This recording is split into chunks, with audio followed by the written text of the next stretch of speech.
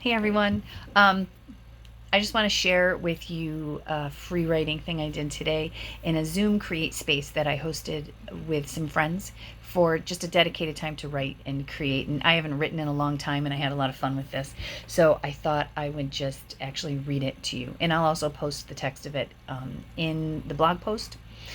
Keep in mind, this is not something that's been written and edited for anything other than I banged it out in about 45 minutes and it just was fun. So hopefully you find it amusing. And I'm being kind of vulnerable here creatively because I want you to be creatively vulnerable. And I want you just to see what you can do if you just don't, like, just let something happen and there's no right or wrong to it. So I threw it on Facebook and asked my friends to give me a word. And this is how sometimes I will start a free writing exercise. I will ask my friends, just give me a word. I'll take the first three words.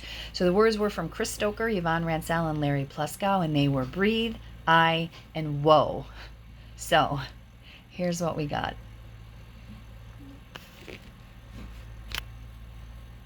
Dabney stood at the paddock gate eyeing the enormous black stallion, the ominous clouds just over the horizon. This is a very bad idea, she thought, her heart beating in her chest as she... Dabney, what a stupid name. I mean, come on. But with these words as prompts, what else could you come up with but... A young woman leaves a culinary school to return to the family homestead and manage the ranch when her poor beloved papa passes on.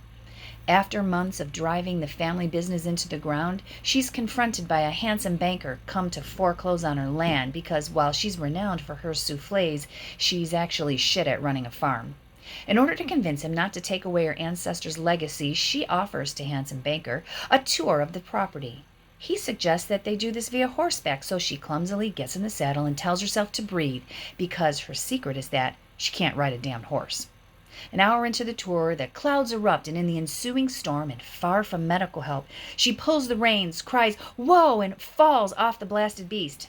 The handsome banker, who it turns out is a lifelong cowboy from a long line of cowboys, so he knows his way around the back 40, carries her to an isolated cabin on the edge of the property where, as he wraps her sprained ankle and pours her hot tea made from nettles he's been collecting all afternoon, finally explains that he too left his family farm to go to business school and try to make it as a bonds trader in the big city. And at this moment they look lovingly into each other's eyes and realize that even if she's crap at running a ranch, he's got the moves, so he decides to help her fight to keep the property. And in the end, they turn the ranch into a successful, profitable, popular culinary school slash dude ranch slash corporate training facility where they're booked year-round and they go on to write a series of New York Times best-selling cookbooks and financial guides and live happily ever after. Well, that's some lovely Hallmark bullshit, isn't it? I mean, fuck that. Fuck you, Dabney. You don't need a horse or a man to find happiness. How about this? Dabney is a 60-year-old, gray-haired, single cattle rustler who owns 100,000 head of cattle. When a handsome outsider shows up at her farm to tell her he's foreclosing on her land, she points a shotgun at him, shoots him square in the middle of the chest, and buries his body in the soybean pastures. That's how that love story ends.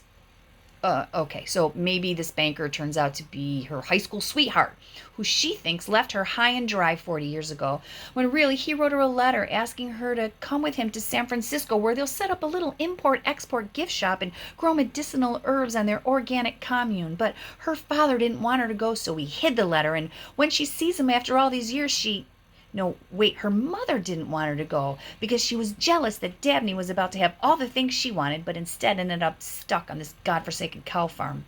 She could have been an actress, Dabney's mother. She never tired of telling people that. Instead, she spent the best years of her life smelling like manure and grinding dust between her teeth. Oh, Dabney, no wonder you have an identity crisis. Oh, God, let's try another path. Okay, breathe. Whoa, I. Whoa, I breathe. Oh, Dabney is actually Dab-NE, the latest upgrade in the Dab line of AI for household use. Think Alexa and R2-D2 have a baby and it looks like James Corden. On second 1 of minute 1 of day 1 of the upgrade, our dear friend Dab-NE powers up, and as the electricity speeds from the power outlet to the central processor, there's an unexpected shift in energy, and good old Dab-NE actually takes a breath of air. His first thought, whoa. Then he looks across the kitchen and sees the Frigidaire and falls head over heels in love. Damn it, there's no way you can escape the Hallmark formula when your name's Dabney. Where did that name even come from anyway? The only Dabney I know is Dabney Coleman, the actor, and you don't usually see his name and Hallmark in the same sentence. For the love of God, get Hallmark out of your head. Bury Dabney in the soybean pasture with the banker and mark the grave with the pieces of James Corden. Whoa, breathe. Okay, sit, be still, observe. As I look around the room, what do I see that breathes? Me, the dogs, birds on the back window feeder, plants, specifically aloe and cacti, and a trooper of a violet, and that wee little Christmassy pine in a pot that I've nursed along for years. Actually, I don't I don't see the birds or the plants. They're behind me. But the breath is there, tiny bird breath wafting in on a tendril of cool November air, spilling through the screens and over the plant leaves as it tumbles down the edge of the shelf, across my shoulders, and is dispersed throughout the room. The breath of living things intermingling with the breath of living things until they become a new, separate living thing, a new creation that exists just in the moment, just for a moment, until it changes again. I shall call this breath Dabney.